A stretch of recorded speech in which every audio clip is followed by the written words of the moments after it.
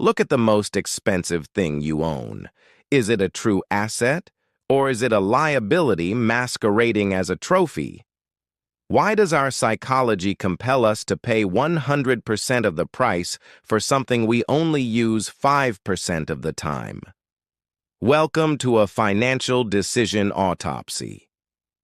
Most broke households aren't suffering from an income problem. They are suffering from dead capital. In this autopsy, we are examining the peer-to-peer rental revolution. This is a system that weaponizes the dormant value of your physical environment to bypass traditional credit. By the end of this journey, you will understand the psychological barriers keeping you stagnant and the exact mechanics of how to turn resource underutilization into a high-yield cash flow system. Chapter 1. The $5,000 ghost in your house. Why is your bank account empty while your house is overflowing? Why do we pay 100% of the price for something we only use 5% of the time? Are you actually broke, or is your wealth just trapped in a state of permanent sleep? Welcome to a financial decision autopsy.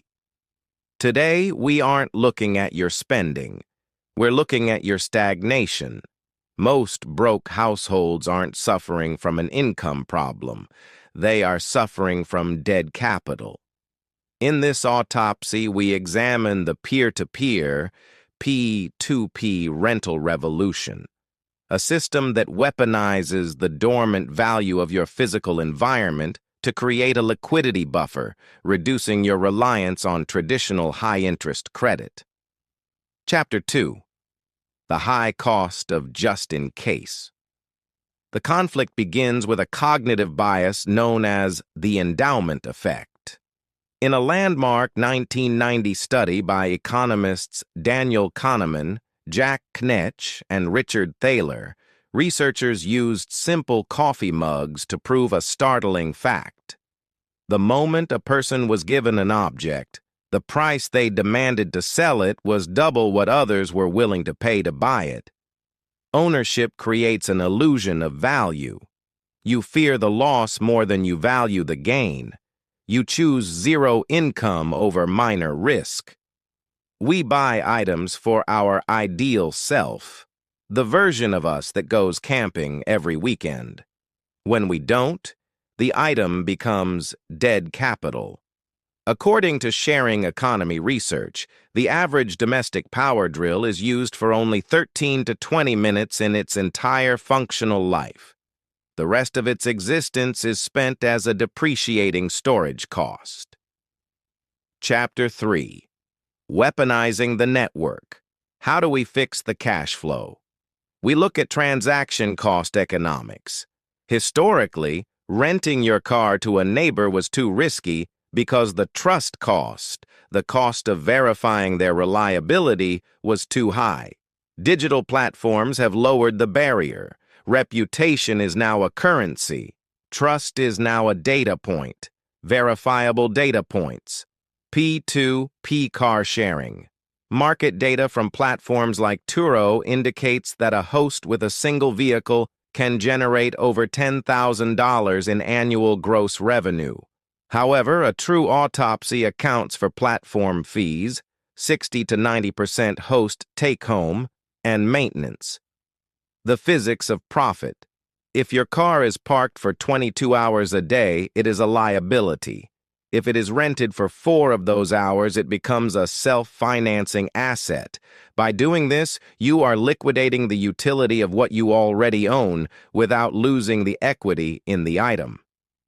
Chapter 4. Solving for loss aversion. Why haven't you done this yet? Loss aversion. Behavioral economics proves that the psychological pain of losing $100 is twice as intense as the joy of gaining $100. The solution lies in modern P2P networks like Fat Llama, electronics, Swimply, pools, or Neighbor storage. These platforms utilize integrated liability insurance and social proof, peer reviews to bridge the trust gap. This reduces the psychological friction of letting a stranger utilize your endowed assets. Chapter 5. The New Personal Economy. The autopsy reveals a massive leak. We work 40 hours a week to buy things that sit still while we work. It is a cycle of hedonic adaptation, where the thrill of the purchase fades, but the maintenance cost remains. By shifting from an ownership mindset to a utilization mindset, you unlock a secondary economy. You are no longer just a consumer, you are a micro-utility provider. Chapter 6. The Utilization Audit. The bridge between your current financial stress and a liquid cash flow isn't necessarily a new job, it's a new system for your current assets. The action step: perform your own autopsy today. List the 3 most expensive items in your home that you haven't used in the last 30 days. Check a P2P rental platform to see the current market rate for those items. Does the idea of a stranger using your gear make you nervous? That is your endowment effect talking. Tell me in the comments, what is one item you own that is currently dead capital? Subscribe to Everyday Financial Decision Autopsies to continue deconstructing the psychology of your wealth. Stop owning things that don't pay rent. See you in the next autopsy. Is your driveway holding your wealth hostage? In this episode of Everyday Financial Decision Autopsies, we go beyond the endowment effect to dissect the mechanical engine of the sharing economy. Most people see a parked car or a dusty power drill as a possession. Behavioral economics sees it as dead capital. We examined the transaction cost theory of Nobel laureate Ronald Coase to explain why it was once impossible to profit from your clutter and how the reputation economy of 2026 has officially broken that barrier. What you will learn in this episode of Financial Decision Autopsy: the search cost gap, why digital trust is the new global currency, the 10-to-1 benchmark, the commercial math to determine if your asset is a cash cow or a money pit, the liquidity buffer, how to bypass high-interest credit by weaponizing the utility of what you already own. Chapter 1. The $40,000 question. Would you hand your car keys to a total stranger? What if that stranger was the reason you could finally pay off your high-interest debt? Why does your brain scream danger while your bank account screams for help? Welcome to a financial decision autopsy. We've already identified the problem: dead capital. Your house is full of it, and your driveway is holding it hostage. You have the asset. The world has the demand. But the trust gap is keeping you poor. Today, we are dissecting the mechanics. We are looking at how peer-to-peer, P2P networks leverage the dormant value of your life to bypass the need for traditional credit. We are going to show you exactly how the reputation economy has turned underutilized resources into a high-velocity cash flow system. Chapter 2. The friction of the old way. To understand why you aren't already earning from your idle assets, we have to look at transaction cost theory. The authority. Nobel Prize-winning economist Ronald Coase argued that the reason we have big companies is that the cost of transacting between individuals is usually too high. In the past, renting your ladder was a nightmare. You had to find a renter. You had to haggle on price. You had to hope they didn't disappear with it. The mechanics. Before these platforms existed, your search and information costs were higher than your potential profit. You would spend $100 of your time just to make $20 in rent. This is why your assets stayed dead. Modern P2P platforms have digitized the discovery and enforcement phases. They didn't just build an app, they built a frictionless market that does the background checks, insurance, and payments for you. Chapter 3. The Reputation Revolution.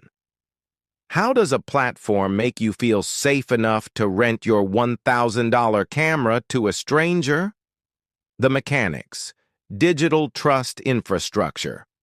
In consumer psychology, we rely on social proof. We trust the collective wisdom of previous renters more than we trust our own intuition. Your star rating is your new financial resume. It's transparent. It's permanent. It's the engine of the secondary economy. Platforms like Turo and Llama use AI-driven risk scoring. They don't just verify an ID, they analyze behavioral patterns to predict reliability. By 2026, these reputation systems have lowered the cost of trust so much that individuals can now compete with multi-billion-dollar rental corporations. Chapter 4. The Break-Even Math. Let's perform a mechanical autopsy on a single asset. The mechanics, the utilization pivot. Traditional finance says, buy it and store it. Weaponized finance says, buy it and circulate it. The data. Research into the sharing economy suggests that active participants can offset a significant portion of their assets' monthly ownership cost. The benchmark. In the rental industry, if an asset can earn 5% to 10% of its total value in a single month of P2P rental, it has transitioned from a liability to a yield-bearing asset. The example, a $500 industrial pressure washer. The reality, if it rents for $50 per day, just 10 days of use per year covers the entire purchase price. Every day after that is pure, weaponized cash flow that bypasses your salary. Chapter 5. Bypassing the credit trap. Why does this matter for you? The liquidity buffer. When most people hit a $500 emergency, they reach for a credit card with 20% interest. They enter a cycle of debt. Your credit card is a cage. Your idle assets are the key. Your garage isn't storage. It's an insurance policy. While earnings vary by location, active hosts on storage platforms like Neighbor can generate hundreds of dollars in monthly passive revenue.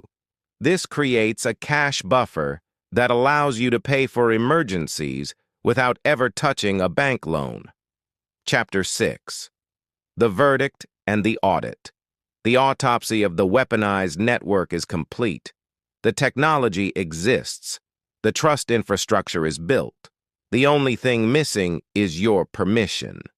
The action step. Stop looking at your bank account to see how much you have. Look at your four walls, the dead capital audit. According to behavioral finance, the endowment effect makes us overvalue things simply because we own them. But while we value them, they are depreciating and eating storage costs. Which of these idle assets is currently your biggest source of dead capital, wealth that is currently stuck in a state of permanent sleep?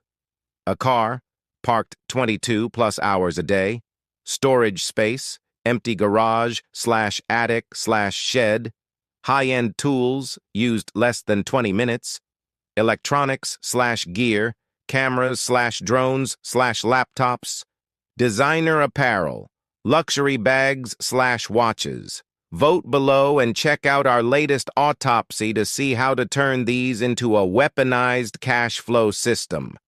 What is one thing you own that someone else would pay to use for 24 hours? Tell me in the comments and we'll discuss the best platform for it. Subscribe to Everyday Financial Decision Autopsies to learn how to weaponize your world. The network is waiting. Unlock your assets.